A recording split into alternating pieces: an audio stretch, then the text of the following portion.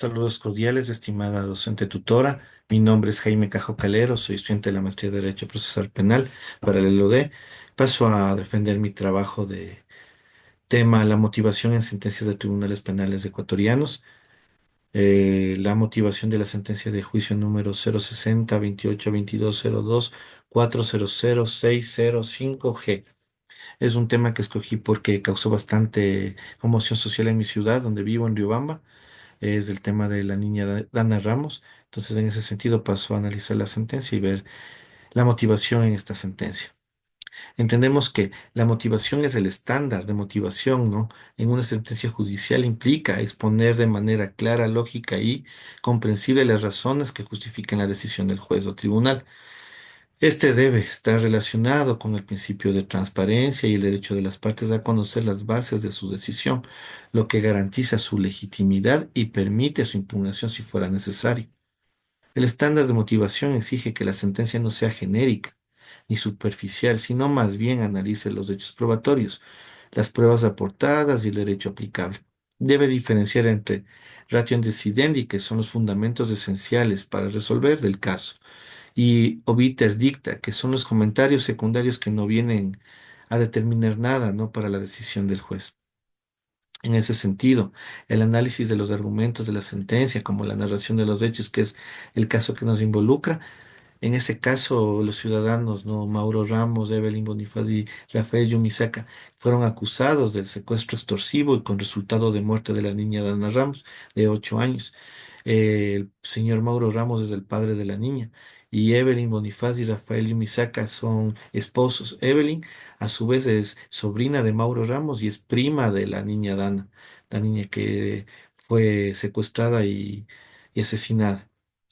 Lana fue privada de su libertad en febrero del 2024 y su cuerpo fue hallado sin vida el 16 de febrero del mismo año, en la cisterna de la casa de sus padres. Se presentaron pruebas que vincularon a los acusados y influyeron en la decisión, ¿no? Enviando desde el dispositivos asociados a ellos evidencias encontradas en el crimen, como por ejemplo sus celulares y pericias que ocuparon para ese tema. El problema jurídico aquí es determinar si los acusados son responsables como autores o coautores del delito de secuestro extorsivo con el resultado de muerte. Cuestiones y subcuestiones como la participación individual de cada uno de los acusados y si hubo violaciones del debido proceso, la evidencia presentada cumple o no con el estándar probatorio de la condena. Y encontramos que las pruebas documentales y testimoniales de Mauro Ramos, de Evelyn Bonifaz y su esposo, Yumisaka, son considerados como autores directos, mientras que el esposo de la señora Evelyn Bonifaz es señalado como coautor. Las pruebas también incluyeron los peritajes digitales, análisis de ADN, declaraciones y lo que apuntaron a que la participación fue activa de los acusados. No se identificaron irregularidades en este proceso, ¿no? En esta validación de datos, ni cosas significativas que afecten la validez de la decisión del juez y el tribunal. Es también, hay signo de destacar que en el proceso de cometimiento y en el proceso de juzgamiento, la señora Evelyn, prima de la niña Dana, ella estaba en proceso de gestación y cumplió con arresto domiciliario mientras daba luz a su hijo. Las razones, ratio decidende y obiter dicta, ¿no? Entendemos que la conexión directa entre las acciones de los acusados, las pruebas tecnológicas y biológicas presentadas, desencadenaron el fatal desenlace con la muerte de Dana. Mientras que comentarios que nos llevan al caso, que es el obiter dicta, vienen al tema de la vigilancia de la cisterna, el cómo llegó ahí el cuerpo o lo que nos lleva a la decisión del fallo o no incide en la decisión del fallo de los jueces. La solución que se presenta al problema es que el tribunal concluyó que los acusados actuaron en calidad de autores directos y como coautor el esposo de la señora Evelyn, que es la prima de la niña Dana.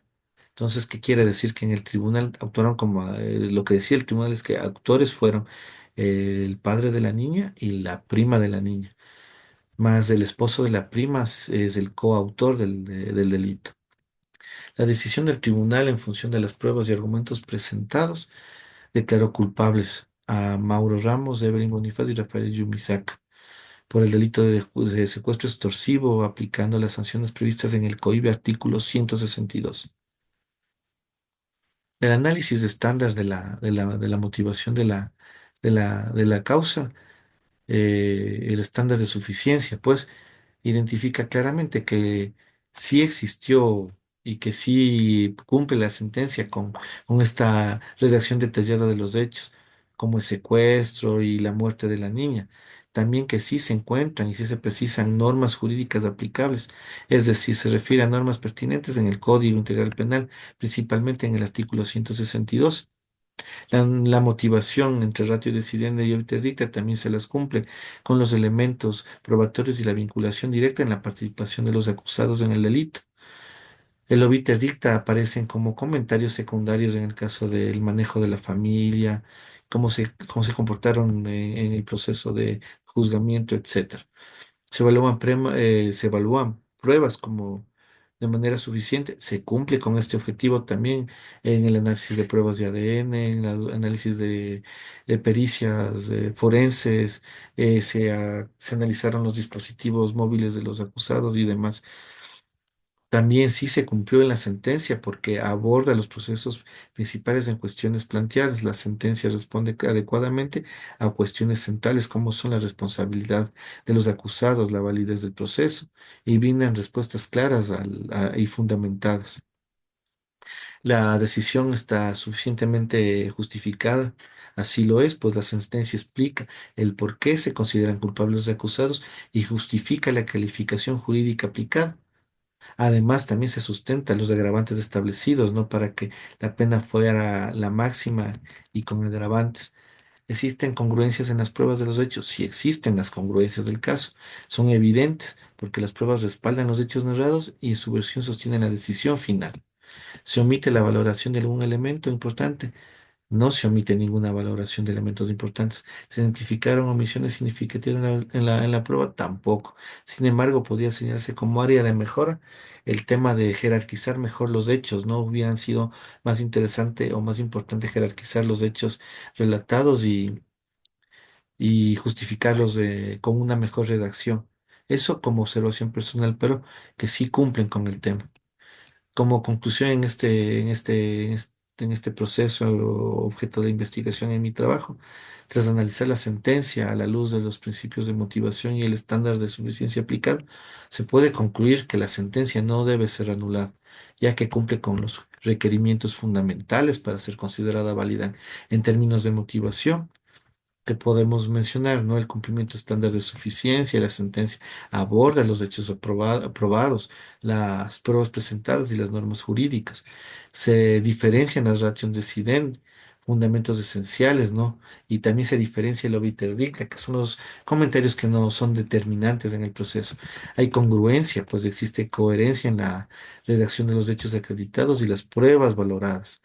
La evaluación probatoria en la sentencia valora las pruebas presentadas por las partes, tanto razonadas para la relevancia, para establecer la responsabilidad de los acusados. Se cumplió con el derecho a la defensa, pues se observa que los acusados tuvieron la oportunidad de presentar sus argumentos y estos fueron considerados de una situación general al final de la decisión. Además que se cumplieron con el precautelar los derechos de las partes, como lo mencioné en una parte, una de la autora del delito, la señora Evelyn, ella cumplió arresto domiciliario mientras se encontraba en proceso de gestación.